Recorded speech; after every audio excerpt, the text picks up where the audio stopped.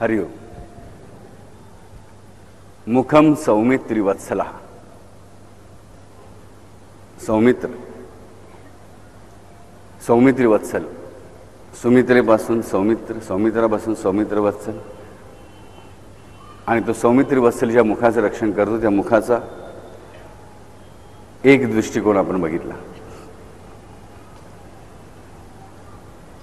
नजरेतला भाव, माझ्या दृष्टीचं, माझ्या नजरेतल्या ह्या भावाचं हा सौमित्री वत्सल रक्षण कसा करतो हेही आम्ही बघितलं. लक्ष्मणाच्या चरणाकडे बघितलं आणि रामाच्या चरणाकडे बघितलं आणि सीतेच्या चरणांकडे बघितलं आणि मला काय मिळतं आणि कसं मिळतं हे समजावून घेणं जास्त आवश्यक असतं. मग एखादी गोष्ट आपण नुसती करतो आणि समजून घेऊन करतो त्याच्यामध्ये खूप अंतर असतं, खूप अंतर असतं. साधी गोष्ट आहे बघा, तुम्हाला ABCD किंवा अ ब क ड लिहायला शिकवलं, पण हा अ आहे, हा ब आहे, हा क आणि हा ड आहे हे सांगितलं नाही, आणि तुम्हाला फक्त अ ब क ड हे कसं काढायचं ह्या आकृत्या शिकवल्या, तर तुम्हाला वाचता येईल का? तुम्हाला वाचता येणार नाही. कारण ह्या चिन्हाला अ म्हणतात, चिन्ह तुम्हाला माहिती आहे, पण या चिन्हाला काय म्हणतात हे मला माहीत नाही आहे, तर मी वाचू शकणार नाही. म्हणजे A to Z मला सगळं शिकवलेलं असलं, अ पासून अगदी ज्ञ पर्यंत मला सगळं शिकवलेलं असल्या आकृत्या, त्या लिपीचा प्रत्येक भाग, प्रत्येक वर्ण, हे जोपर्यंत मला त्याच्याबद्दल माहिती नाही आहे हे काय आहे तोपर्यंत मी त्याचा उचित वापर करू शकत नाही. त्याचप्रमाणे ह्या भक्ती मार्गामध्ये सुद्धा मी जे काही करतो ना तेव्हा नीट कळलं पाहिजे. आणि म्हणूनच मी वारंवार सांगतो की भक्ती मार्ग हे बिनडोक माणसांचं काम नाही आहे. भक्ती मार्ग हे बुद्धिमान माणसाचंच काम आहे. आणि बुद्धिमान म्हणजे MA PhD झालेला मनुष्य नव्हे. ह्या वारकरी संप्रदायाचे लाखो भक्त असे शेतागावाड्यांमध्ये फिरलेले आहेत, यांना अबकडे लिहिता सुद्धा येत नाही, पण देखील ते जास्त ज्ञानी आहेत. त्यांना जास्त माहिती आहे की त्यांचा देव कसा आहे. आज आम्हाला जो दुसरा अर्थ बघायचा मुखाचा तो ह्याच दृष्टीने खूप महत्त्वाचा आहे. मी म्हटलं की दुसरा अर्थ मुखाचा म्हणजे काय, की जे आम्ही बोलतो ते 2 ओठ, 1 जीभ आणि हे दात, जिथून आम्ही बोलतो ते मुख, जिथून आम्ही अन्न ग्रहण करतो ते मुख. ह्या मुखाचे 2 उपयोग आहेत, एक बोलण्यासाठी आणि एक अन्न ग्रहण करण्यासाठी. एक क्रिया स्वीकारण्यासाठी, एक क्रिया उत्पन्न करण्यासाठी. पण महत्त्वाची गोष्ट लक्षात घ्या, इथे नातं खूप विचित्र आहे. ही जी जीभ आहे ना ही या मुखामध्येच आहे, मुखाचा एक अविभाज्य घटक आहे. पण ही समजा आपल्या मर्यादेबाहेर बोलली तर पडतं कोण? दात पडतात. बरं म्हणा ना, सगळे दात तोडून ठेवीन, 32 कशात घाले. हे अपराध करते जीभ आणि पडावं कोणाला लागतं? दातांना. कथा कोणाची, व्यथा कोणाला. आमचं जीवन असंच चाललेलं असतं. त्या जिभेच्या लालसेपोटीच आम्ही हे खाऊ की ते खाऊ, ते खाऊन जे खायचं नाही ते आम्ही खात राहतो, जे प्यायचं नाही ते पित राहतो. त्याचा परिणाम कधी जिभेला होतो का? नाही होत. त्याचा परिणाम होतो कुठे? सगळ्या शरीरावरती होतो. आम्ही बोलतो आणि आम्ही करतो ह्या जिभेच्या साह्याने, आम्ही खातो, चावून खातो ह्या दातांच्या साह्याने. परंतु त्याच दातांनी जर तेच ओठ चावले गेले आणि त्याच दातांनी जर त्याची जीभ चावली गेली तरी देखील त्या जिभेला लागत नाही असं होतं का?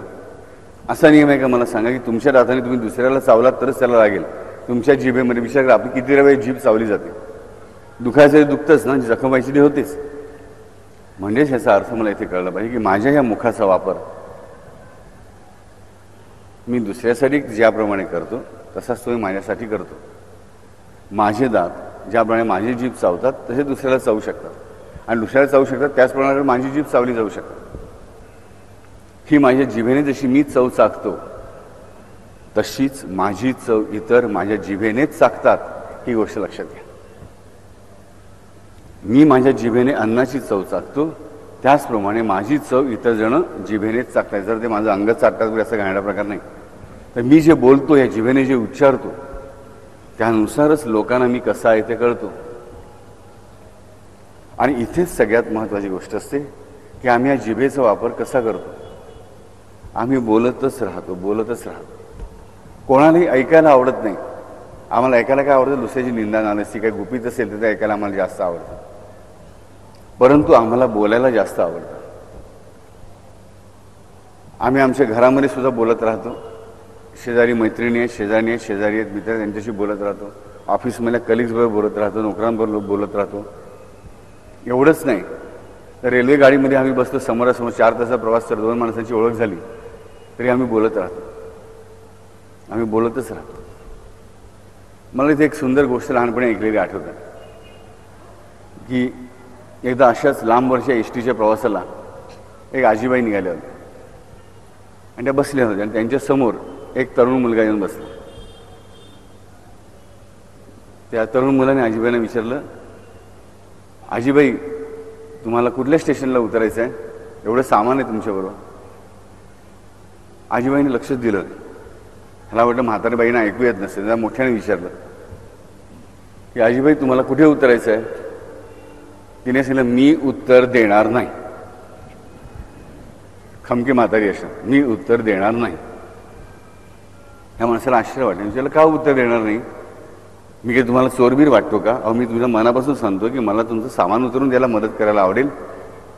10 हमाल मिळतील, तुमची आवश्यकता नाही. अशा खडूस म्हातारे असतात बघा बऱ्याच, अगदी तुम्ही बघितलं तर.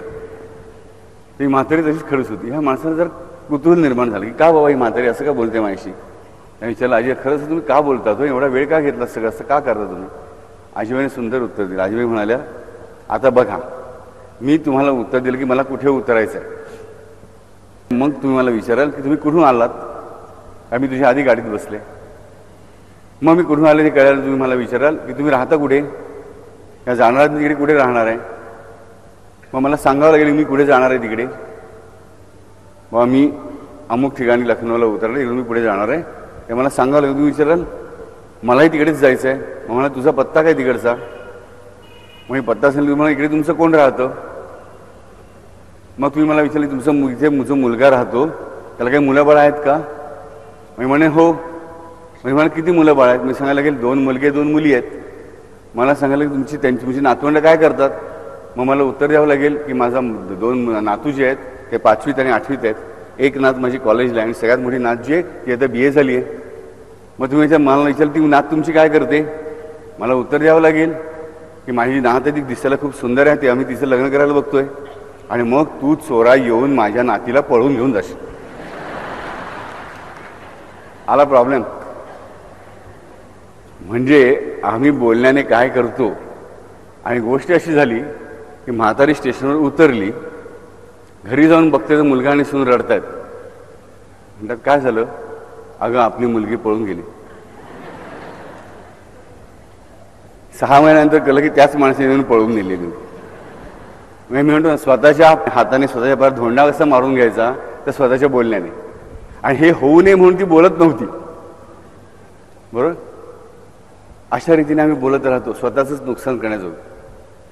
आमचं स्वतःचं नुकसान जेवढं आम्ही करतो ना, तेवढे आमचे 100 शत्रू पण एकत्र मिळू शकत नाहीत, पण आम्ही बोलत राहतोच. असं का? कधी आम्ही विचार करतो का? ह्याचं आमचं बोलणं आहे. या म्हातारीसारखं जे नाही त्याची कल्पना करून स्वतःचा घात आम्ही कसा करतो हे पहिलं बोलणं. तर दुसरं जे बोलायचं नाही आहे, जे आहे पण बोलायचं नाही आहे, ते बोलून आम्ही आमचा कसा घात करतो, ही महत्त्वाची गोष्ट. आणि म्हणून आम्हाला रामाला हाक मारावी लागते की सौमित्री वत्सल रामा, माझ्या मुखाचं रक्षण कर. ह्या मुखानेच मी माझी कायम वाट लावलेली आहे. ह्या मुखानेच मी माझी वाट लावली आहे. बघा मुंबईच्या कुठल्याही सिग्नलला तुम्ही थांबा, 10 काय 20 25 भिकाऱ्यांचा तांडा तुमच्या मागे धावत येतो भीक मागत. कोण तुमचं शर्ट खसतं, कोण हातात. आणि तुमची गाडी सुटेपर्यंत टॅक्सी रिक्षा जे काय तुम्ही पैसे दिले नाही की लगेच तुम्हाला शिव्या घालायला सुरुवात करतात. ही भिकाऱ्यांची तांडेच्या तांडे आमच्या भारतामध्ये फिरत असतात का? हा प्रश्न पहिल्यांदा आम्ही विचारला पाहिजे. भिकाऱ्यांना दान दिलं म्हणजे आम्हाला वाटतं पुण्य मिळतं. अरे पाप लागतं. तुम्ही दान देणारे आहात म्हणून भीक मागणारे आहेत, लक्षात ठेवा. ही पहिल्यांदा गोष्ट आम्हाला नीट कळली पाहिजे. विकत घेणारा आहे म्हणून विकणारा असतो,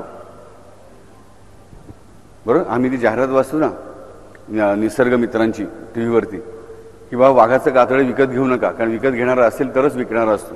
वाघाचं कातडं विकत घेणारे लोक नसतील तर वाघांना कोणी मारणारच नाही. त्याचमुळे मला कळलं पाहिजे की भीक घालणारे नसतील तर भीक मागणारे पण नसणारच आहेत. पण नाही, आम्ही आमचं धार्मिकता म्हणजे काय तर कुठल्याही भिकाऱ्याला चारण देणे आम्हाला वाटतं वा पुण्य मिळालं. पुण्य नाही, पाप मिळालं. कारण कुपात्री दान हे एक महापापांपैकी महापाप सांगितलं आहे.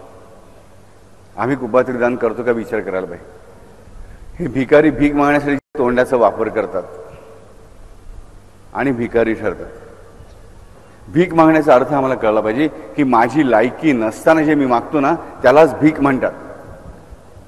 भिकेची डेफिनेशन आम्हाला व्याख्यानित माहिती पाहिजे की ज्याची माझी लायकी नाही ती गोष्ट मी मागणं ह्यालाच भीक मागणं म्हणतात.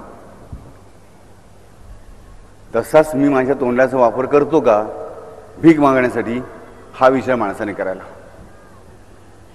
प्रत्येकाने बसायला विचार करावा की मी कधी भिकारी झालो, मी त्या भिकाऱ्यासारखी भीक मागतोय का, कधी मागितली मी ती भीक, हा विचार करायला पाहिजे. आम्ही मागत राहतो. परमेश्वराच्या दारामध्ये सुद्धा जो आम्ही भीक मागतो, परमेश्वराकडे पण भीक मागायची आवश्यकता नाही. तुम्ही लेकरं आहात त्याची लक्षात ठेवा. याचना करण्याची आवश्यकता नाही, प्रार्थनेची आवश्यकता आहे.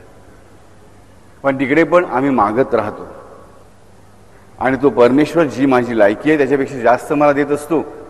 त्यामुळे मला त्याच्याकडे भीक मागण्याची कधी आवश्यकता नाही. साई चरित्रामध्ये साईबाबा देवांना ओरडतात, ठोकतात, मारतात, भांडतात की चिंध्या काय चोरतोस, भरजरी शेला मी तुला द्यायला बसलेलो असताना तू चिंध्या चोरत काय फिरतोयस.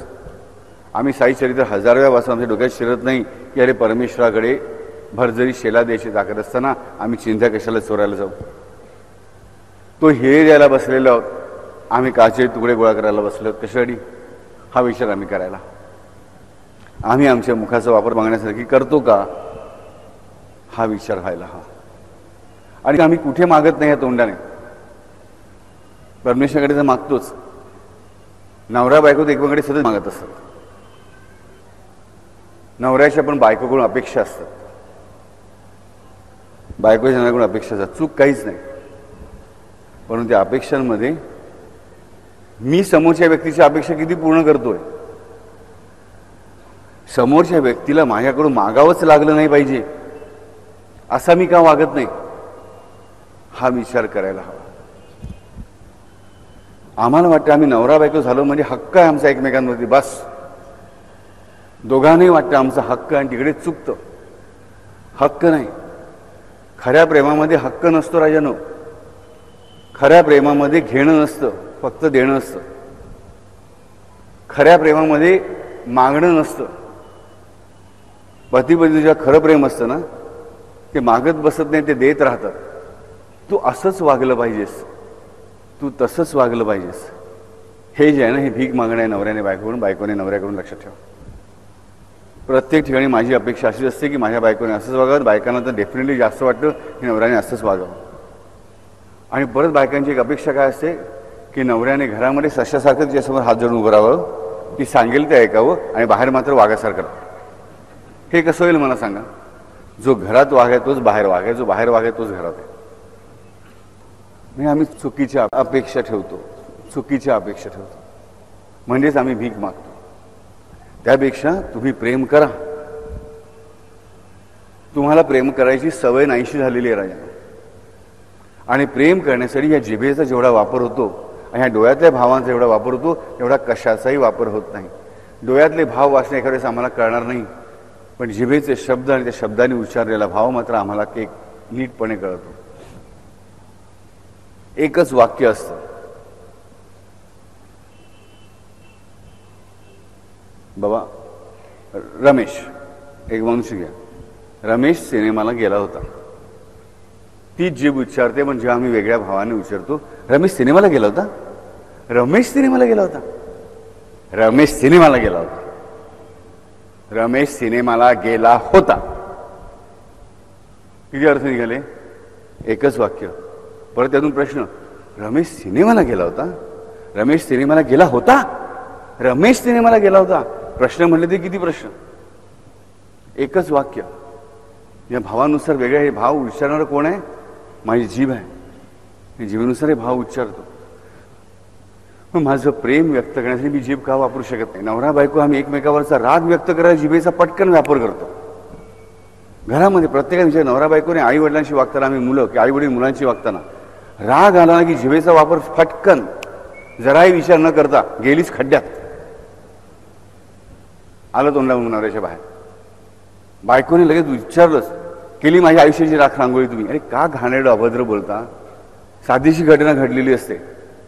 जिभेचा उच्चार तुम्ही घाणेरपणासाठी का करते? प्रेम करण्यासाठी बोला. ह्या जिभेचा वापर, माझ्या या कंठ्याचा वापर, माझ्या वाणीचा वापर, म्हणजे माझ्या मुखाचा वापर मला प्रेम करण्यासाठी करू दे. अरे भांडत कोण नाही, भांडण नाही तर मजा नाही. पण भांडल्यानंतर अवघ्या अर्ध्या तासामध्ये, 1 तासामध्ये भांडण विसरलं गेलं पाहिजे. आणि भांडताना सुद्धा मला माहिती पाहिजे मी कोणाशी भांडतोय. पतीला माहीत पाहिजे माझ्या पत्नीशी भांडतोय, पत्नीला माहिती माझ्या पतीशी भांडतोय, मुलाला माहीत पाहिजे माझ्या वडिलांशी भांडतोय, वडिलांना माहीत पाहिजे माझ्या मुलाशी भांडतोय. शत्रूशी भांडत नाही आहोत, हे पहिल्यांदा आम्हाला कळलं पाहिजे. प्रेम असा शब्द उच्चारायला आमच्या जिभेला भरपूर वेळ लागतो. आम्ही प्रेम कशाला समजतो? घरामध्ये ताप आला की कानामध्ये बोळे घाल, व्हिक्स सोड, काहीतरी पंखा नको लावू, अमुक कर तमुक कर, ह्याला आम्ही प्रेम समजतो. हे प्रेम नाही आहे, प्रेमाचा देखावा आहे. मला सांगा, तुमच्या मुलाच्या वाढदिवसाला भरपूर मोठा केक आणतात, त्याला खायला घालायचा. पण असे मोठे केक आणले, मोठ्या हॉटेलमध्ये त्याचं सेलिब्रेट केलं आणि 100 लोकांना बोलवलं आणि 100 लोकांना रिटर्न गिफ्ट दिली, म्हणजे माझं मुलावर प्रेम आहे असं मुळीच नाही. लक्षात ठेवा, मुलावर प्रेम माझं तेव्हाच आहे जेव्हा माझं प्रेम माझ्या ओठात आणि पोटात दोन्हीकडे असेल. माझं प्रेम माझ्या ओठात आणि पोटात दोन्हीकडे असेल आणि माझा राग मात्र माझ्या ओठातच असेल तेव्हा. पती पत्नींचा किंवा आई बापांचा किंवा बहीण भावांचा राग हा एकमेकावरचा हा पोटात कधीच नाही राहिला पाहिजे. हा ओठातून आला आणि ओठातच संपला पाहिजे, त्यांना आतमध्ये परत जायची गरज पडली नाही पाहिजे. आम्हाला प्रेमाचा शब्द बोलायला खूप वेळ लागतो, परंतु कडू शब्द बोलायला मात्र आमची जीभ पटकन वळते. मी मागे सांगितलं की नाही म्हणण्याची शक्ती म्हणजे सुमित्रा, पण नाही म्हणण्याची विकृत शक्ती आमच्याकडे पहिली असते. बघा, तुम्ही काही लोकांची गप्पा मारायला जा, पहिलं उच्चार त्यांचा काय येतो? नाही. पती आरामात येतो ना, पत्नीला विचारतो, हे आज आपण फिरायला जाऊया का? आज नको, तुमचं आपली थेरं भलतीच वेगळ्याच टायमाला काय पण करायला मागता. झालं, पहिलं नाही आलं. तो विचारतो का ग? हो आत्ता नळ यायचं आहे, पाणी यायचं आहे. जिकडे संशोभितच पाणी, ती बाई म्हणते आता कुठे, आता मला सिरियल बघायची. पहिलं नाही का? ऐकून घ्या आधी काय येते. नवरा पण तेच करतो, आई बाप पण मुलांशी तेच करतात. पहिलं आम्ही नाही म्हणतो मुलांना कुठल्याही गोष्टीला. असं कशासाठी? पहिलं ऐकून घ्या आणि मग नाही म्हणायचं की नाही ते ठरवा. नाही म्हणायला जिकडे पाहिजे तिकडे आम्ही नाही म्हणायला शिकत नाही, आणि जिकडे नाही म्हणायचं नाही आहे पहिल्यांदा तिकडे आम्ही नेमकं नाहीच म्हणून बसतो. म्हणून नन्नाचा बाळा चालूच यायचा. म्हणजे आम्ही आमच्या जिभेचा वापर किती चुकीचा करतोय आम्हाला कळलं पाहिजे. म्हणजे आमच्या मुखाचं रक्षण करायला खरोखरच त्या रामानेच धावत यायला पाहिजे, रामानेच धावत यायला पाहिजे. कारण त्या वाल्मिकी मुखाने मरा मरा म्हणाला तरी देखील त्याने त्या अख्ख्या वाल्मिकीचं रक्षण केलं नाही, तर त्याची हजारो महापापं धुवून टाकली. एवढा तो राम प्रेमळ आहे, एवढा तो राम प्रेमळ आहे. म्हणून तोच फक्त आमचं वाल्या कोळ्याप्रमाणे उलटच बोलणाऱ्या, तोंडाचा उलट्या वापर करणाऱ्याच ह्या आमचं रक्षण, म्हणजे आमच्या उलट्या तोंडाचं रक्षण करणारा कोण असू शकतो? तर रामच असू शकतो. आम्ही नेहमी एक गोष्ट ऐकतो, गावागावांमध्ये खूप बातम्या पसरलेल्या असतात. इकडे हडळ राहते, इकडे चुरड राहते, इकडे भूत राहतो, इकडे सैतान राहतो, इकडे ब्रह्मसंबंध राहतो. अर्ध्या बातम्या खोट्याच असतात, त्याच्यामध्ये आम्हाला कळलं. त्यामुळे आम्ही एक गोष्ट ऐकतो की बाबा ती एक जखीण म्हणून जी असते ती, किंवा हडळ जी असते तिचे पाय उलटे असतात किंवा तोंड उलटं असतं, म्हणजे पाय पुढे तर तोंड मागे. आता कोणी बघितली आहे ते मला माहिती नाही, म्हणजे हे बघितली असते आमच्या मनात ती कल्पना असते. पण ही हडळ जर असेल ना राजानो, तरी खरी हडळ म्हणजे तुमची जीभ. तिचे पाय एकीकडे आणि तोंड दुसरीकडे. म्हणजेच काय? आंधळी चालणं. पाय ज्या दिशेने चालतात त्या दिशेने डोळे आहे म्हणून बरं आहे. गाडीमध्ये सुद्धा रिव्हर्स गिअर टाकताना आम्हाला काय लागतं? समोर आरसा लागतो. आता आम्हाला रिव्हर्समध्ये गाडी नेता येत नाही, आमच्या डोक्याला डोळे नाही आहेत पाठीमागे, आम्हाला मान वळून बघावं लागतं. म्हणजेच काय? नजर ज्या ठिकाणी आहे त्या ठिकाणीच पाऊल असलं पाहिजे. या पाऊल जिथे पडते तिथे माझी नजर असली पाहिजे. आणि नेमकी जिभेला हीच गोष्ट नाही की जिभेला डोळे नाहीत. आमची जीभ नेमकं जे बोलायचं नाही तेच बोलते, ज्या दिशेने जायचं नाही त्या दिशेलाच पाऊल टाकते. म्हणूनच आमच्या जिभेचं, आमच्या मुखाचं रक्षण करायला फक्त रामच हवा. आता ही जीभ आणखीन एक काम करते. आम्ही कधी विचार पण करत नाही की हे जीभ आमचं हे काम करत असेल. आणि ती सगळ्यात महत्त्वाची गोष्ट म्हणजे की आम्ही कुत्र्याकडे बघतो ना, मांजराकडे बघताना घरात कुत्रा प्राणी, मांजर, गाय तर बघितलेली असेल, काय करते? स्वतःचं अंग साफ करायचं काम करते. पण माणसाची जीभ मात्र दुसऱ्यांची घाण साफ करायचं काम करते. पशूंची जीभ सुद्धा घाण साफ करायचं काम करते, पण स्वतःच अंग साफ करतात पशु. मानव मात्र स्वतःच्या जिभेने इतरांचं अंग साफ करतात. आम्ही जेव्हा इतरांविषयी खोट्या नाट्या कंड्या पिकवतो, आम्ही जेव्हा इतरांविषयी खोट्या नाट्या बोलतो, घाण बोलतो, त्यांची निंदा करतो, तेव्हा आम्ही काय करत असतो? आम्ही आमच्या जिभेने त्यांच्या अंगावरचा मळ खात असतो. हे लक्षात ठेवा. तुलसी रामायणाच्या सुरुवातीला सगळ्यांना नमन केल्यानंतर तुलसीदास म्हणतो की आता नमन कोणाला? तर निंदकांना. का? तर त्यांची केवढे उपकार आहेत माझ्यावरती की स्वतःच्या जिभेने ते माझ्या अंगावरचा मळ साफ करून मला शुद्ध करतात. ते स्वतः त्याच्यासाठी पापात पडतात आणि माझा पुण्याचा मार्ग मोकळा करून देतात. असं काम आमची जीभ करते.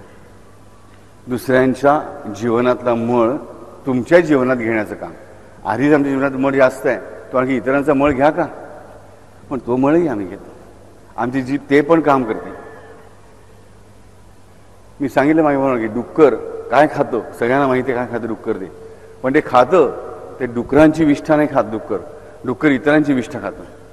तर मानवाची जीभ मात्र स्वतःच्या जातीतलीच विष्ठा खाते. मनापासून सांगतो राजांनो, दुसऱ्याची निंदा नालस्ती, त्याच्याबद्दल खोट्या निंदा नालस्त्या करणं हे तुमच्या आयुष्याला घातक ठरतं. आणि त्यातून तुम्ही जे महापाप उत्पन्न करत असाल ते तुम्हाला कळू पण शकत नाहीत. कळू पण शकत नाहीत. पण लक्षात ठेवा, तुम्हाला कळो वा न कळो ती गोष्ट त्याचं काम करतच असते. उद्या विचार करा, मला सांगा, तुम्ही खाली बसलेले आहात आणि तुमच्या हातामध्ये पहिल्या मजल्यावर तुमची बायको उभी आहे. तुम्ही खाली बसलेले आहात किंवा उभे आहात. बायकोच्या हातामध्ये फुलांची कुंडी आहे. ती कुंडी किंवा तो दगड तिच्यातून चुकून तुमच्या डोक्यात पडला काय किंवा तिने मुद्दाम पाडला काय, काम काय होणार? एकच काम, दुसरं होणं शक्य नाही. हे मला कळलं पाहिजे.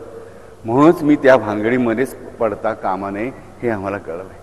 पण आमच्या जिभेला आवरत नाही. उबळ आल्यासारखं आम्ही इतरांच्या विषयी वाईट साईड बोलतच राहतो. हेच चुकीचं असतं. त्यासाठीच आम्हाला राम पाहिजे. तो सुद्धा कसा राम? तर सौमित्री वत्सल राम. पण बाबा आम्हाला सौमित्री वत्सलच का? कारण जिभेचा उचित वापर हेच लक्ष्मणाचं वैशिष्ट्य आहे.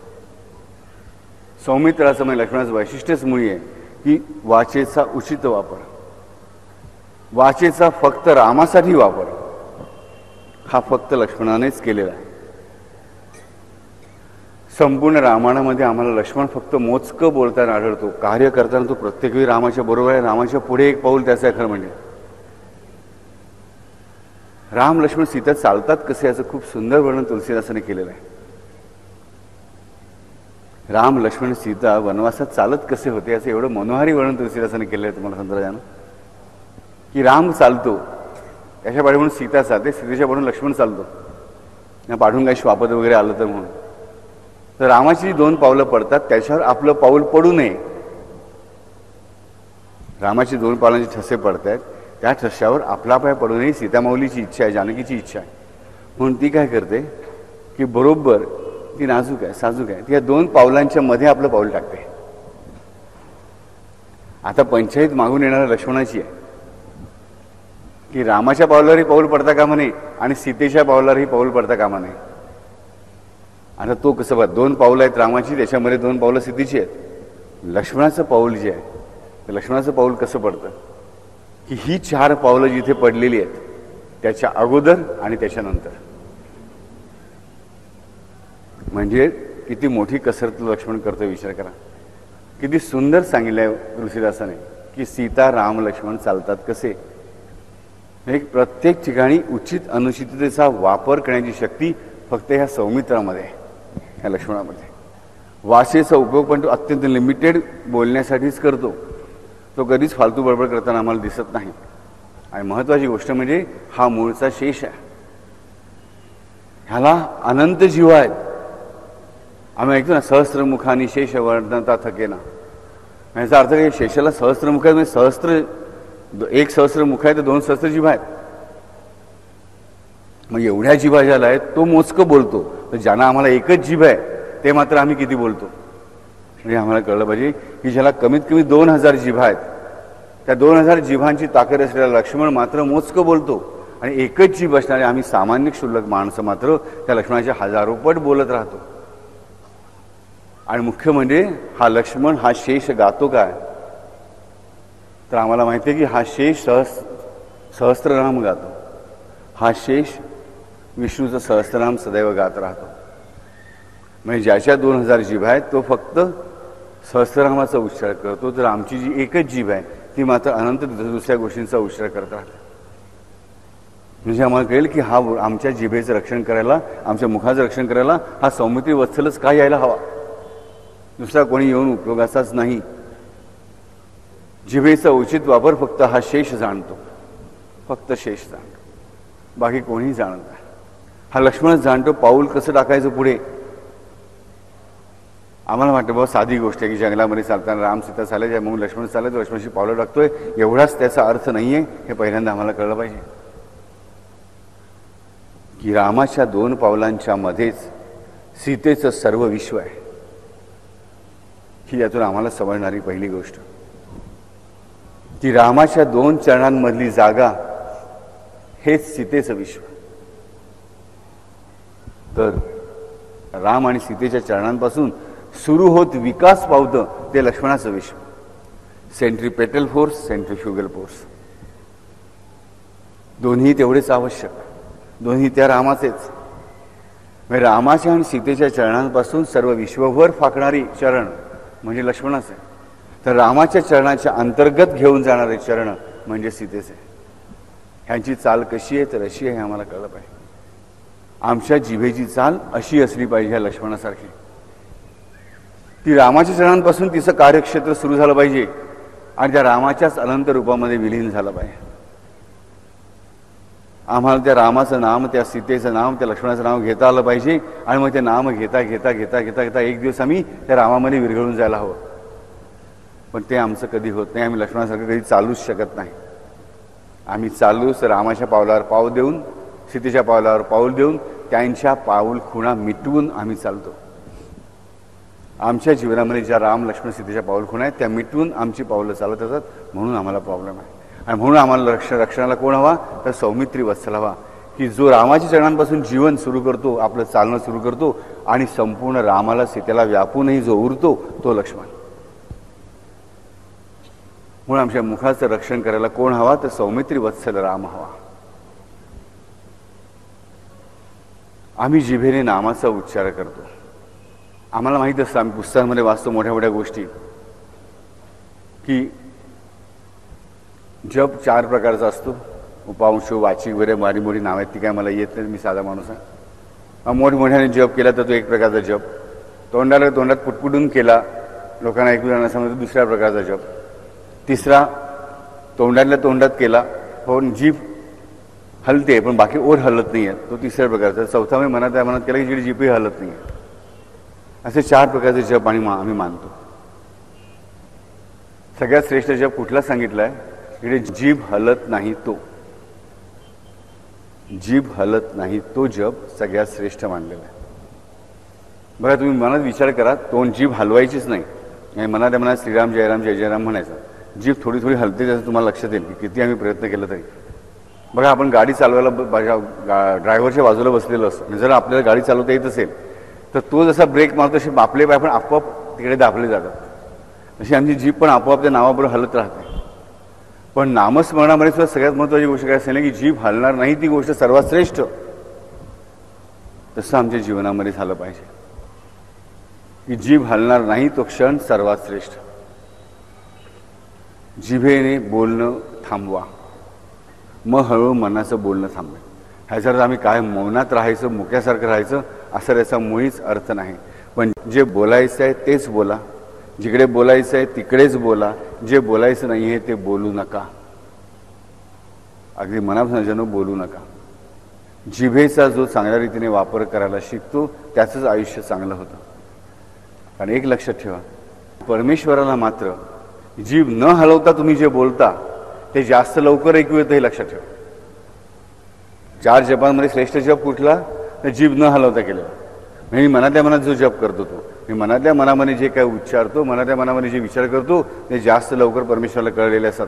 मी मनातल्या मनात जरी वाईट विचार केला, भले मी तो बोलून दाखवला नाही तरी तो परमेश्वराला कळलेलाच असतो. म्हणजे मला कळेल की राजानो, जीभ हलवल्याने मी लोकांना दुःखी करतो आणि मी परमेश्वराला दुःखी करतो. जीभ न हलवता भले मी लोकांना काही दुःखी करणार नाही, पण परमेश्वराला मी नक्की दुःख देतच असतो, कारण त्याला कळतच असतं काय चाललंय ते. एक लक्षात ठेवा, आपण सगळे सामान्य माणसं. शरीराला कुठेही चटका बसला आपोआप कळतोच ना. मला सांगा, तुम्ही लक्ष नाही, तुम्ही असा हात मागे केलात बोलता बोलता आणि मागे मेणबत्ती बसली आहे कोणती ठेवलेली, तुमच्या हाताला चटका बसला, तुम्ही किती मिनिटामध्ये हात पुढे घेता? किती मिनिटं लागतं? 1 मिनिट लागतं? नाही. 10 सेकंद नाही, 1 सेकंद नाही, 1/10 ऑफ अ सेकंड. म्हणजे तुमचा जो सामान्य बुद्धीचा मेंदू आहे ना, त्या मेंदूला सुद्धा सेकंदाचा 1 भाग, जो आम्हाला घड्याळात मोजता येत नाही, तेवढ्या वेळामध्ये तिकडून स्पर्शज्ञान मेंदू पण गेलेलं असतं आणि मेंदूकडून आज्ञा आलेली असते की बाबा हात पटकन पुढे घे. हे लक्षात ठेवा. म्हणजे सेकंदाचा 10वा हिस्सा, 1/10 of a second he reflex action झालेली असते. एका मानवाच्या बुद्धीला कळायला एवढासा वेळ पुरतो, मग त्या परमेश्वराला तुमच्या गोष्टी कळायला किती वेळ लागत असेल? 1 सेकंदाचा सुद्धा 1/सहस्रांश भाग सुद्धा पुरेसा पडत असेल, हे आम्हाला कळलं पाहिजे. ज्या क्षणी मी विचार केला त्या क्षणीच तो त्याला समजला. तो भले मला काही बोलणार नाही, पण आम्हाला माहिती आहे त्याच्या दंडुक्याला आवाज येत नाही, त्याचा दंडुका फक्त बसतो. आणि मग भले तो कोणीही असो. कृष्णाच्या चरित्रावरून आम्ही हा धडा नीट घेतला पाहिजे की कृष्णाने जी द्वारका बसवली ती द्वारका बुडवली सुद्धा. हे त्याचं सामर्थ्य आहे. मथुरेपासून एवढ्या लांब जरासंधापासून सगळ्या नेऊन त्याने बसवलं, त्यांना पाहिजे ते सगळं दिलं, पण ज्याच्या लक्षात आलं की हे चुकीचं वागतायत त्या क्षणी शांतपणे त्यांनाच त्याने बुडवलं आणि मग तो स्वतःच्या निजधामाला निघून गेला. म्हणजे द्वारका बसवणं हा त्यासाठी चुटकीचा खेळ आहे आणि द्वारका बुडवणं हा मग त्यासाठी चुटकीचा खेळ आहे. हे आम्हाला कळलं पाहिजे. कृष्णाला घाबरण्याजोगं काही नाही, आम्ही यादवांसारखे वागतो काही आम्हाला कळलं पाहिजे. लक्षात घ्या राजानो, कृष्णाला द्वारका बुडवताना काय आनंद झाला असेल?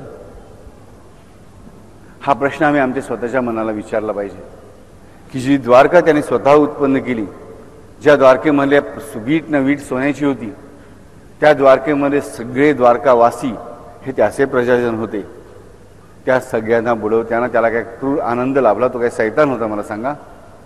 नाही. पण कृष्णाने द्वारका बुडवली हे लक्षात घ्या.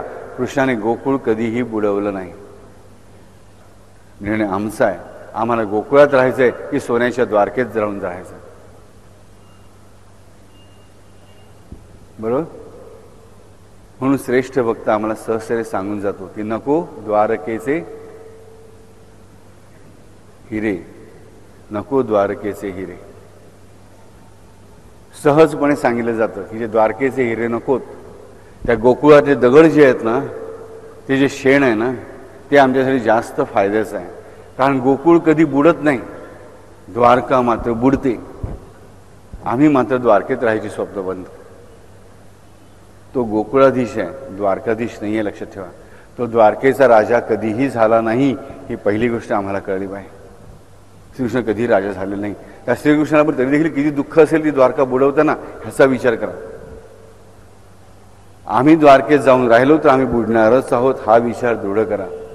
त्यापेक्षा त्या कृष्णाच्या गोकुळात राहणं सगळ्यात जास्त श्रेयस्कर आहे. भले द्वारकेचं वैभव तिकडे नसेल, पण त्यापेक्षाही मोठं वैभव साक्षात श्रीकृष्ण तिकडे आहे, नित्याने तिथे आहे. प्रत्येक गरज पुरवली जातेच आहे, दुःखाचा लवलेशही नाही आहे अशी जागा म्हणजे गोकुळ. आम्ही ठरवायचं आम्हाला गोकुळात राहायचं की आम्हाला द्वारकेत राहायचं. आणि लक्षात ठेवा, की कोणीही म्हणेल की मी द्वारकेतल्यासारखा वागेन आणि गोकुळात जाऊन राहीन, तर ते शक्य नाही. It is just impossible. ते होऊच शकत नाही, हे मला नीट कळलं पाहिजे. आणि म्हणून आम्हाला माहीत पाहिजे की ह्या भगवंताकडे प्रत्येक गोष्ट समजलेलीच असते. म्हणून गोकुळ गोकुळ असतं आणि म्हणून द्वारका द्वारका असते. म्हणून आम्ही आमची जीभ बोलणारी आणि न बोलणारी हिचा वापर कसा करतो ह्याच्यावर हे सगळं ठरत असतं. आम्ही जिभेने नाम उच्चारतो. आम्ही ठरवतो आज सबंधच मी नामस्मरण करेन, राम राम राम राम राम राम राम राम. ज्या व्याकुळतेने म्हणतो. आणि विचार करा, ते हिंदी पिक्चरमध्ये दाखवतात ना, असे भयान वाडा आहे, एकांत आहे, दरवाजा तुम्ही ठोका, ठाक ठाक ठाक, आणि मग कोण आवाज येतो, दरवाजा उघडला जातो आणि एक भयानक शेळ्याचा म्हातारा कंदील घेऊन बाहेर येतो. त्याला बघून आपण मग खुर्चीमध्ये मागे होतो. अशा वाड्यामध्ये तुम्ही गेला आहात, त्या नुसते रस्त्याने चाललात, रस्त्याला चिट पाखरू नाही, बाजूला मोठी मोठी विक्राळ झाडं आहेत, मग तोंडाचं नाव कसं पटकन येतो, राम राम राम राम राम राम राम राम राम राम राम राम. एक क्षणभर ती थांबता का? नाही थांबत ना. मग मात्र तिकडून परत गावामध्ये येईपर्यंत एक क्षणभर पण मी राम नाम घ्यायचं थांबत नाही. कारण थांबलो आणि भूताने पकडलं तर. म्हणजे माझं प्रेम कशापोटी आहे? एक तर लोभापोटी आहे किंवा भयापोटी आहे. मला भय उत्पन्न झालं की मात्र मी नाव न थांबता घेत राहतो. त्या अंधाऱ्या गल्लीतून मी माझ्या गावामध्ये येईपर्यंत राम नाम मी जराही थांबवत नाही. राम राम राम राम राम राम राम राम म्हणतच राहतो. किंवा मला जोपर्यंत काहीतरी हवं आहे, साई मला हे दे, साई मला ते दे, साई मला ते दे, साई मला ते दे, जोपर्यंत साई मला देत नाही तोपर्यंत मी साईकडे मागतच राहतो. तोपर्यंत साईच्या नावाचा उल्लेख. एकदा दिलं की साई थँक्स, मॅटर ओव्हर. परत साई साई म्हणायला आमची जीभ तयार होत नाही. ह्या जिभेचं रक्षण करावं लागतं. इथे मला जिभेचं रक्षण करावं लागतं की दुःख आलं, मला भय आलं आणि मला लोभ असला की तेवढ्यापुरतं मात्र मी माझ्याकडून नामस्मरण कसं होतं? एरवी का होत नाही? एरवी का होत नाही याचा आम्ही विचार करत नाही. म्हणजे मी केवळ पशूंसारखंच जगणार आहे का? की फक्त भय आणि लाभ या दोन गोष्टींसाठीच मी जगणार आहे का? पशु फक्त ह्या दोन गोष्टींसाठीच जगतात. कुठल्या तरी भयापोटी काहीतरी क्रिया करतात किंवा कुठल्या तरी लाभासाठी कुठली तरी क्रिया करतात. आम्ही पण मानव बनून हेच करणार असतो तर आम्ही का कोण आहोत? आम्ही पण जनावरच आहोत. आम्ही जनावरांसारखं जगणार आहोत का? हे नीट कळलं पाहिजे. कारण जनावरांमध्ये आमच्यामध्ये फरक काय? परत ती जीभच. कुत्रा भुंकतो, बोलत नाही. गाय हंबरते, बोलत नाही. ह्या जिभेने बोलायचं काम फक्त माणूस करतो. म्हणजे जिभेचं रक्षण कर, मुखाचं रक्षण कर म्हणजे काय? तर हे सौमित्री वत्सल रामा, माझ्या मनुष्यत्वाचं रक्षण कर, माझ्या पशुत्वाचा नाश कर. जिभेचं रक्षण कर, माझ्या मुखाचं रक्षण कर म्हणजे काय? तर हे सौमित्री वत्सल, हे कौशल्यानंदन रामा, माझ्या मनुष्यत्वाचं रक्षण कर. कारण माझी जीभच मला प्राण्यांपासून वेगळं करते. कुठल्याही प्राण्याला बोलता येण्याची कपॅसिटी नाही जी फक्त मला आहे, मानवाला आहे. माझ्यामध्ये आणि पशुमध्ये असणारा फरक काय? तर एकच, मी बोलू शकतो, तो बोलू शकत नाही. मला बुद्धी आहे, त्याला ती बुद्धी नाही. बोलायची नाही, बोलणं ऐकण्याची नाही. म्हणजेच हा सौमित्री वत्सल रक्षण कशाचं करू? माझ्या मुखाचं करू म्हणजे माझ्या मनुष्यत्वाचं करू. माझ्यातल्या पशुतेचं नको, माझ्या पशुतेचा त्याने नाशच करायला हवा. माझ्यातल्या मनुष्यत्व त्याने जपायचं असेल त्याने माझ्या मुखाचं रक्षण करायला हवं. कारण माझी जीभच मला मनुष्य बनवते. जीभच. आणि जीभच मला पशुत्वाकडे पण नेते. ही जीभ ही एक अशी गोष्ट राजानो की जी मला मनुष्यत्वाकडे पण नेते आणि मला पशुत्वाकडे पण नेते. पैशून्य ह्यातूनच उत्पन्न होतं पण आम्हाला त्याची जाणीव नसते. डायबिटीस झालेला असतो, शुगर वाढलेली असते, घरी बायको खायला देत नाही गोड म्हटल्यानंतर आम्ही कुठेतरी कोपऱ्यात जाऊन कुठे हॉटेलमध्ये जाऊन जिलेबी खाऊन येतो. आम्हाला वाटतं कोणाला कळलं नाही, देवालाही कळलं नसेल, पण जी शुगर वाढायची ती वाढणारच हे लक्षात ठेवा. आणि ह्या जीवनामध्ये बरी वाईट क्रिया सारी ईश्वर तेथीचा सूत्रधारी. बरी वाईट क्रिया सारी ईश्वर तेथीचा सूत्रधारी. तोची तारी अथवा मारी कार्यकारी तो एक. हे आम्हाला कळलं. की जी काही बरी वाईट क्रिया घडते ती त्याच्या नियमानुसारच घडते हे मला नीटसपणे कळलं पाहिजे. मी बायकोला किंवा बायको नवऱ्याला लपून काही करू शकत असेल, पण त्याच्यामुळे आपोआप घडणारी जी गोष्ट आहे ती घडणारच आहे, कारण तो नियम त्याचा आहे हे लक्षात घ्या. आणि ते तसं घडतंच. त्याचप्रमाणे आम्ही आमच्या जिभेचा वापर कशासाठी करायचा हे ठरवलं पाहिजे. आमच्या मनुष्यत्वाचं रक्षण हा राम कसं करतो हा राम आमच्या मनुष्यत्वाचं रक्षण हे पहिल्यांदा आज आम्हाला शिकून घेतलं पाहिजे. बघा, साधी गोष्ट असते राजन, आपण घरामध्ये एकटे बसलो असतो, घरामध्ये दुसरं कोणी नाही आहे, बायको माहेरी गेलेली, आपण आनंदात आहोत, मुलं तिच्याबरोबर गेलेत, म्हणजे आणखीन त्रास नाही, घरात कोणी म्हातारी नाही आहेत, शेजारी येणार नाही आहेत, शत्रू कोणी नाही आहे, कुठला प्रॉब्लेम नाही आहे, टेन्शन नाही आहे. सगळे आपण उठतो, काय करूया, चला आज सकाळी उशिरा उठूया आरामात. सकाळी 8च्या ऐवजी 12 वाजता उठतो आपण. 12 वाजता उठल्यानंतर मग चहा खालच्या हॉटेलमधून मागून घ्यायचा, चहा प्यायचा, मस्तपैकी काहीतरी नाश्ता मागून घ्यायचा, नाश्ता करायचा, टी व्ही बघायचा, पिक्चर बघायचा, आराम करायचा, झोपायचं. मग संध्याकाळी जेवता, संध्याकाळी करायचं, तर काय करूया प्रश्न पडला, आता काय करूया. दुसरा दिवस जातो, आज सकाळी उठायला 12 वाजत नाही, आज 11च वाजता. विचार पडतो, प्रश्न पडतो, मला आता काय करूया. त्यानंतर परत प्रश्न पडतो संध्याकाळी, आता मला काय करूया. म्हणजे जेव्हा रिकामा वेळ आहे आणि मी एकटा आहे, विचार करा, तुम्ही असे 15 दिवस एकटे आहात तुमच्या ब्लॉकमध्ये, तुम्हाला जेवण मिळतंय, दोन्ही वेळा चहा मिळतोय, खायला मिळतंय, प्यायला मिळतंय, सगळं मिळतंय, तुम्हाला TV आहे, पाहिजे त्या CD आहे, सगळं आहे. तुम्ही किती दिवस असे आनंदात राहू शकाल. हा तुरुंग पण नाही आहे, तुमचा स्वतःचा ब्लॉक आहे. मला सांगा, महिन्याभरामध्ये मी जे तुम्हाला बाहेर काढून कुलूप उघडून त्या तुम्ही वेडे झालेले असतात, स्वतःचे केस खिचत फिरतात. म्हणजेच काय की मी एकटा राहू शकत नाही, मी एकटा राहू शकत नाही, मला कोणाची तरी साथ लागते, मला कोणाची तरी साथ लागते. पण तेच बघा, हे संत एकटे गिरीकंदरामध्ये फिरत राहतात,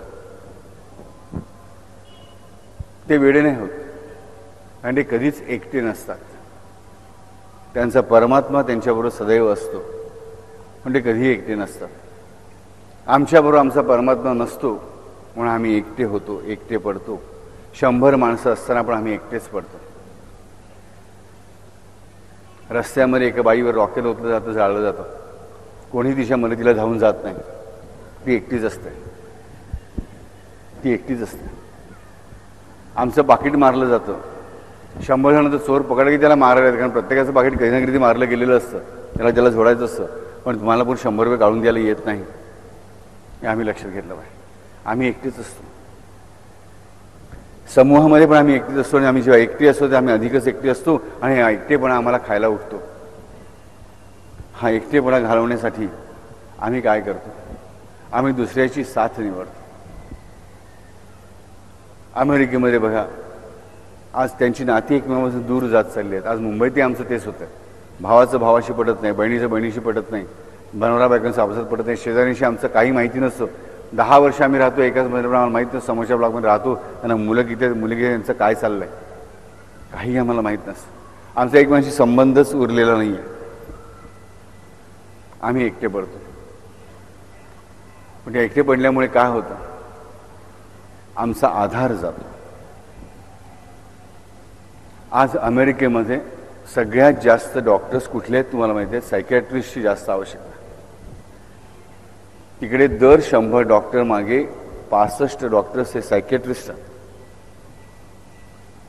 आणि आमच्याकडे जेवढे आम्ही सायकोलॉजिस्ट ज्याला म्हणतो की काउन्सिलर्स म्हणतो, त्याच्या जवळजवळ 150 पट सायको ॲनालिस्ट तिकडे आहेत. ही गरज त्यांना का लागते आम्हाला माहीत नाही. हल्ली बघा टीव्हीवर प्रोग्राम्स जोरदार चालतात, नवरा बायकोंच्या जोड्या असतात का 100 माणसं बसले असतात, एक मनुष्य काही त्यांच्याशी बोलत असतो, त्यांची विचारांची देवाणघेवाण चालली असते, बोलणं असं गप्पा चाललेल्या असतात. का हे प्रोग्राम का फेमस होत आहेत, कारण आम्हाला गप्पा मारण्यासाठी कोणी उरलेलं नाही, म्हणून जीवाशी ज्याच्याशी बोलावं असं कोणी उरलेलं नाही, म्हणून आम्हाच्या टीव्हीजना हे प्रोग्राम करावे लागतात की ज्या टीव्हीवरच्या प्रोग्राममुळे आमची मनं मोकळी होतात. आधार गेलेत आमचे. एक मनुष्य दुसऱ्या मनुष्याचा आधार होऊ शकतो हे आम्हाला पहिल्यांदा कळलं पाहिजे. म्हणजे कधी कळते आम्ही कोणाचा आधार होत नाही. आणि दुसऱ्याला आधार देण्याचं काम तुमचा हात नाही करत, तुमची जीभ करते, हे लक्षात ठेवा. जीभ जेवढा आधार देते ना तेवढा दुसरा कोणीही आधार देत नाही, हे लक्षात ठेवा. म्हणूनच ज्या बाळाला ते गाणं समजत नाही त्या बाळाला, 3 महिन्याच्या बाळाला त्या अंगाई गीताचा एक शब्दही कळत नसतो, पण ती आईने म्हटले ती ललाबी, ते अंगाई गीत त्या बाळाला शांतता देतं. बाळ शांतपणे झोपतं. ती जीभच आधार देते. आम्ही आमची जीभ ही किती वेळा लोकांना आधार म्हणून वापरली ह्याचा आम्ही विचार करायला हवा. आणि किती वेळा आम्ही ही जीभ लोकांचा आधार काढून घेण्यासाठी वापरली याचा विचार करा. किती वेळा. आधार द्या राजा, दुसऱ्यांना जिभेने तरी आधार द्या. मी असं म्हणत नाही पैशाचा आधार देऊ शकत नसाल काही हरकत नाही, पण जिभेने आधार द्यायला तरी बिघडलं कुठे. पण तो आधार पण आम्ही देऊ शकत नाही. आणि आम्ही आधार कोणाला देते म्हणून आम्हाला आधार मिळत नाही. आणि हा जिभेचा आधार ना खूप आवश्यक असतो माणसाला, लक्षात ठेवा. चारी बाजूने नैराश्याने ग्रासलेल्या माणसाला एक शब्द जेव्हा येतो ना कानावरती मित्राचा, काळजी करू नकोस रे, मी त्यासाठी काही करू शकत नाही, पण मी तुझ्या बरोबर आहे. जे काय असेल ते मी तुला मदत करायचा माझ्याकडून प्रयत्न करीन. बरं वाटतं, बरं वाटतं. लक्षात ठेवा. सगळ्या विषयात वारंवार नापास झालेल्या मुलाला जेव्हा त्याची आई बाप झोडून काढतात, अंगावर अगदी वळ उठेपर्यंत झोडून काढतात, रात्री ती आई त्याच जखमांवर तेल लावते आणि म्हणते बाळा नको रे असं करूस. आई अडाणी येते, लिहिता वाजता पण येत नाही, म्हणते बाळा असं करू नकोस, मी तुझा अभ्यास नाही करू शकत, पण तुला अभ्यासाला लवकर मी त्यासाठी चहा करून देईन, तुला आवडेल मी सगळं करून तुझ्यासाठी, पण तू अभ्यास कर रे. आधार मिळतो त्या बाळाला, आधार मिळतो. हा आधार आम्ही किती वेळा दिला इतरांना. आमच्या जिभेने तुझा आधार देतो, आम्ही दुसरं कशाने देऊ शकत नाही. आधार आम्ही किती वेळा दिला आमच्या जिभेने. आम्ही कोणाच्या जीवनाचा आधार होत नाही, पण आमच्या जीवनाचा आधार तो जो परमात्मा तो आमचा आधार बनू शकत नाही, हे लक्षात घ्या. आणि इतरांच्या जीवनाचा आधार बनायचा असेल, इतरांचा आधार माझी जीभ बनायची असेल, तर माझ्या जिभेने ते रामनाम घ्यायला हवं. लक्ष्मण सगळ्यांचा आधार होता, लक्षात ठेवा. वानर असोत की अयोध्येतले नागरिक असोत, साक्षात कौसल्य असो की साक्षात जानकी माता असो, प्रत्येकाचा आधार फक्त हा लक्ष्मणच आहे. प्रत्येकाचा. अगदी वसिष्ठ मुनी सुद्धा, भरत सुद्धा, शत्रुघ्न सुद्धा, सीता सुद्धा, हनुमंत सुद्धा, प्रत्येकाचा आधार हा लक्ष्मणच आहे. कारण हा जिभेने प्रत्येकाला आधार देतो. म्हणून आम्ही आमच्या जिभेने का आधार देऊ शकत नाही कोणाला? का आम्ही लोकांचे आधार काढूनच घ्यायचा प्रयत्न करतो त्याच जिभेने? माझं मनुष्यत्व कशामध्ये आहे? माझं मनुष्यत्व कळप करून राहण्यामध्ये नाही आहे, समाज म्हणून राहण्यामध्ये आहे. माझी म्हटलं की आम्हाला एकटेपणे राहता येत नाही, माझ्या मनुष्यत्वाची राखण करणं हे त्या रामाचं कार्य असायला हवं. माझ्या मनुष्यत्वाचं राखण म्हणजे काय? माझं मनुष्य म्हणून इतर माणसांशी वागणं म्हणजे माझं मनुष्यत्व. माझं मनुष्यत्व म्हणजे काय? तर माझं इतरांशी माणसासारखं वागणं. आणि त्या इतरांशी माणसासारखं वागण्यामध्ये जीभ ही सगळ्यात महत्त्वाची गोष्ट आहे. ज्यांना दुर्दैवाने बोलता येते त्यांची गोष्ट वेगळी, पण आम्हाला 99.99% समाजाला ज्यांना जीभ नीट वापरता येते, बोलता येते, त्यांनी या जिभेचा वापर करून दुसऱ्या माणसांशी मानवी नातं टिकवायचं असते, मला कळलं पाहिजे. आणि त्याच जिभेने मला त्या भगवंताशी नातं उत्पन्न करायचं असतं, हे मला कळलं पाहिजे. मला नीट प्रार्थना करता आली पाहिजे, मला भगवंताचं नाम नीट घेता आलं पाहिजे, मला मानव म्हणून इतर मानवांशी समूहाने वागवता आलं पाहिजे, वागता आलं पाहिजे. आणि इतरांशी मला मानवीपणे वागण्यासाठीच ऋग्वेदाच्या काळापासून आम्ही सामूहिक उपासना करत आलो. सामूहिक उपासना आम्हाला काय शिकवते? की एका मानवाने दुसऱ्या मानवाशी कसं वागायचं, 2 मानवांनी मिळून गर्दी न करता, क्राऊड न करता एक समाज म्हणून कसं वागायचं, हे शिकवण्यासाठीच आमच्यासाठी या ऋषीमुनींनी सामूहिक उपासना योजल्या. म्हणजे उपासनेला जाऊन पण आम्ही कसं वागतोय आम्हाला कळलं पाहिजे. की आम्ही पशुत्वच करतो, आम्ही समाजात राहत आहोत, आम्ही कळप करून राहतो. बघा, हरणांचा मोठा कळप असतो, एक वाघ आला रे आला की सगळे कळपातली हरणं पळत सुटतात, त्यांचं कोणाशी नातं नाही आहे. तसेच आम्ही जगतोत का? आम्ही मानवासारखं मानवाशी वागू शकत नाही का? हा विचार आम्ही करायला हवा. तो आम्ही कधी करणार? आणि म्हणूनच आम्ही हा इथे विचार केला पाहिजे की हे माणसाचं जे मनुष्यत्व आहे एकाकी पण संपवणारं मनुष्यत्व म्हणजे माणसाचं समाजामध्ये इतर मानवांशी असणारं नातं हा सौमित्री वत्सल राम टिकवतो. आणि ह्या रामाने प्रत्येक जबाबदारी नीट पाळलेली आहे. प्रत्येक जबाबदारी, प्रत्येक नातं ह्या समाजामध्ये तुम्ही जे म्हणून नातं घ्याल, जे म्हणून नातं तुम्ही उच्चाराल, ते प्रत्येक नातं रामाने आपल्या मर्यादा पुरुषोत्तम ह्या रूपाला साजेसच जगलेला आहे. राम कौशल्य आणि दशरथाशी त्याचं वागणं तेच आहे. जसा तो कौशल्याशी वागला तसाच तो सुमित्रेशी वागला, तसाच कैकेयीशीही वागला. कैकेयीने त्याला वनवासाला पाठवून सुद्धा त्याने कैकेयीला एकही शाप उच्चारला नाही, हे लक्षात ठेवा. एकही शाप उच्चारला नाही, हे लक्षात ठेवा. लक्ष्मणाशी तो जेवढ्या प्रेमाने वागतोय तेवढ्याच प्रेमाने तो भरताशी आणि शत्रुघ्नाशी वागतोय, हे लक्षात ठेवा.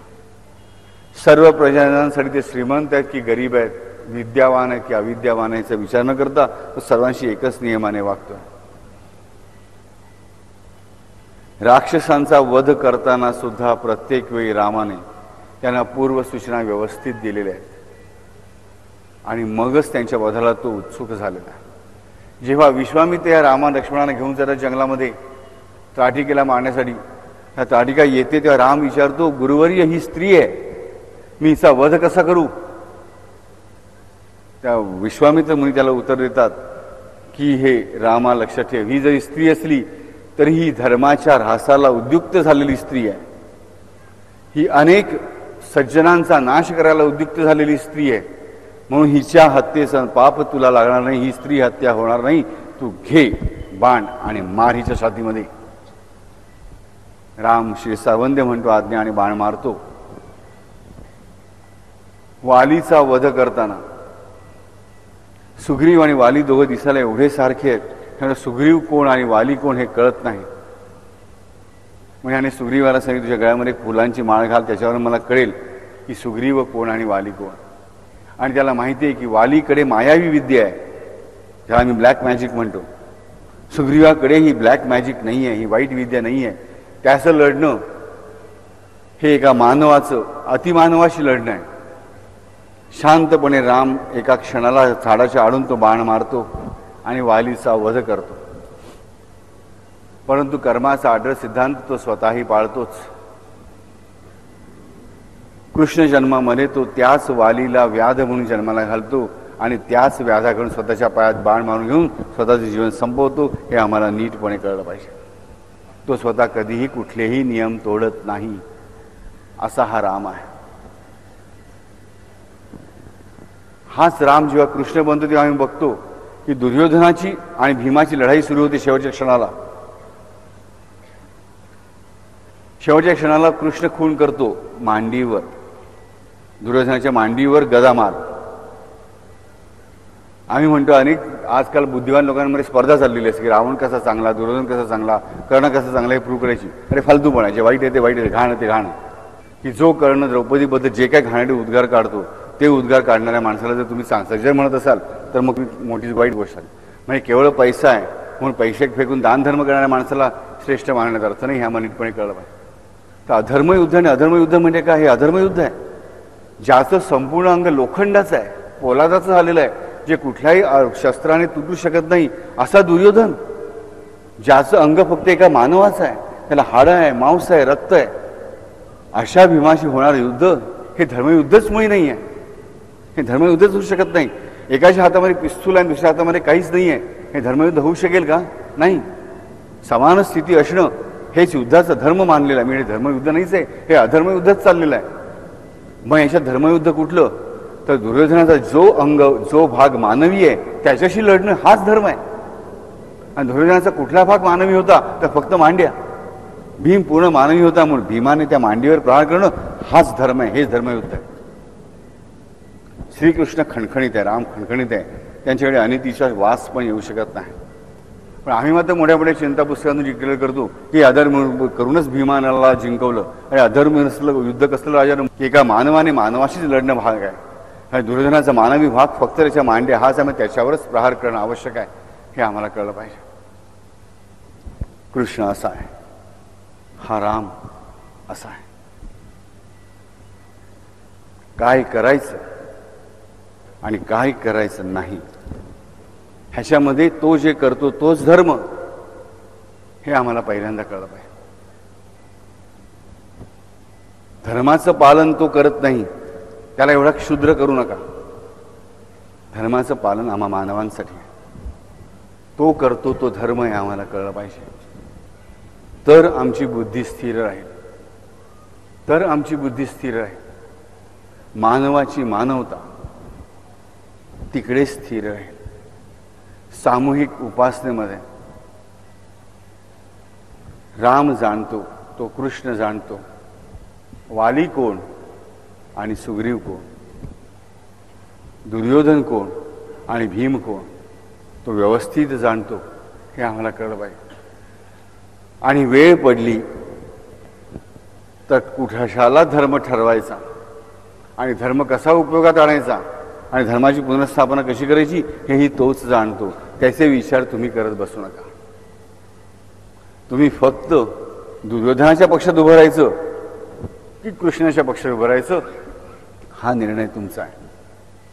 तो आधी त्याने प्रत्येकाला संकेत दिला, त्राटिकेला दिला, दुर्योधनाला पण दिला, पण यातलं कोणीही ऐकलं नाही. आणि हे प्रत्येक संकेत त्याने कसे दिलेत तर जिभेनेच दिलेले आहेत, वैखरी वाणीनेच दिलेले आहेत, स्पष्टपणे दिलेले आहेत, अत्यंत स्पष्टपणे. असं अतिमानवी आकाशवाणी करून त्याने काही कोणाला संकेत दिले नाही, हे आम्हाला पहिल्यांदा कळलं पाहिजे की तो स्पष्ट संकेत आम्हाला देत असतो आणि जिभेनेच देत असतो, वाणीतूनच. आम्ही आमची वाणी मग त्याच्या संकेतानुसार वापरली पाहिजे.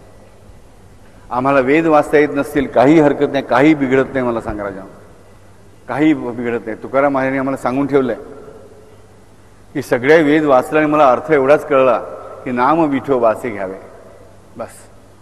सगळे वेद वाचल्यानंतर, सगळे ग्रंथ वाचल्यानंतर मला हेच कळणार असेल, काही काय महत्वाचं. गोंदवलेकर महाराजांनी आयुष्यभर फक्त काय सांगितलं, राम नाम घ्या. त्यांना कोणाकडून काही अपेक्षा नको होती. रामदासांनी काय सांगितलं, राम नाम घ्या. हे सगळे आम्हाला तेच सांगतायत.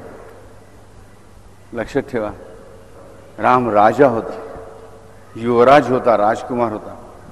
कृष्ण सुद्धा राजकुमार होता. पाहिजे होतं तर राजा, पाहिजे तेवढा मोठा राजा बनू शकला असा, पण तरी तो राजा बनला नाही. मग ह्याचा अर्थ आम्हाला एक कळलं पाहिजे की ज्यांनी धर्म प्रवर्तन केलं ते काही भिकारी नव्हते. त्यामुळे ते आम्हाला भिकारी बना हा संदेश कधी देऊ शकणार नाहीत. पण ते जसे वागले तसे वागण्याची मात्र जबाबदारी आमची असलीच पाहिजे. आणि अवतार का होतो तर आम्ही कसं वागावं हे आम्हाला समजत नसतं पोथ्या वाचून, म्हणून ते घडवून दाखवण्यासाठी, आमचा हात धरून धुळाक्षर गिळवण्यासाठी हे आम्हाला कळलं पाहिजे. आणि तर साई आला आणि साई गेला. आमुची तरी काय गती, मातीची होईन जाईल माती. साईबाबांचे स्पष्ट शब्द आहे साई चरित्रामध्ये. सांगितलं आम्ही या रामकृष्णांचा साईंचा हा उपयोग नीटपणे करून घ्यायला हवा आहे, लक्षात ठेवा. आणि त्यासाठी आम्हाला पहिल्यांदा आमची जीभ, ह्या मानवाचं मानवाशी असणारं नातं, हा एक मानव दुसऱ्या मानवाला देत असलेला आधार टिकवायला हवा. आणि त्याचा आधार असणारी सामूहिक उपासना आम्हाला टिकवायला हवी. सामूहिक उपासना करता जेव्हा आम्ही 100 माणसं जपतो, भले माझ्या बाजूला माझा शत्रू बसलेला असेल तरी देखील तोही तेच नाम घेतोय आणि मीही तेच नाम घेतोय. ते नाम आमचं दोघांचंही कल्याण कसं होईल हे बघेल, हे लक्षात ठेवा. समजा 2 शत्रू आहेत, एक म्हणजे अगदी जीवश्च कंठस्थ शत्रू आहेत, हे जीव आणि कंठ दाबायला बसलेले आहेत. ते जेव्हा एकाच देवाची उपासना करतात आणि मनापासून करतात तेव्हा लक्षात ठेवा, तो एकच परमात्मा त्या दोघांनाही एकाच वेळेस सुखी करू शकतो, जे मानव करू शकत नाही. करू शकतो, दोघांची हानी न होणं तो करू शकतो. आणि हे काम सामूहिक उपासनेमधून होतं. आम्ही स्वतः जेव्हा वैयक्तिक उपासनेला बसून वारंवार सांगितलं की तेव्हा होतं काय की माझी उपासनेला माझ्या स्वतःच्या पंचकोशातून जावं लागतं परमेश्वरापर्यंत पोचायला. ते खूप कठीण आहे. म्हणजे आम्ही सामूहिक उपासना करतो, आम्ही इतरांसाठी प्रार्थना करतो, ती उपासना त्या परमेश्वरापर्यंत पोचायला कशा कुठल्याही आवरणातून, मल्यातून किंवा विक्षेपातून जावं लागत नाही. ती डायरेक्ट पोचलेलीच असते. ही जीभ म्हणजे मानवाची मानवता. हे सौमित्री वत्सल रामा, तू ज्याप्रमाणे प्रत्येक मर्यादेचं नीट पालन केलंस आणि ज्याप्रमाणे त्यामुळे तू श्रेष्ठ मानव ठरलास, महामानव ठरलास, त्याचप्रमाणे हे रामा, हे सौमित्री वत्सल रामा, हे लक्ष्मणावर जीवापाड प्रेम करणारा रामा, सीतेला सुद्धा मर्यादा घालून देणाऱ्या लक्ष्मणावर प्रेम करणाऱ्या रामा, मर्यादा म्हणजे सीता, आणि त्या सीतेला सुद्धा मर्यादा घालून देणारा जो लक्ष्मण आहे, त्या लक्ष्मणावर प्रेम करणारा रामा, माझ्या मर्यादांचं पालन मी नीट करीन हे तू बघ. मुखम सौमित्री वत्सला म्हणजे काय, हे रामा, माझ्या मर्यादांचं पालन माझ्याकडून करून घे, कारण तू मर्यादा पुरुषोत्तम आहेस. हरिओम.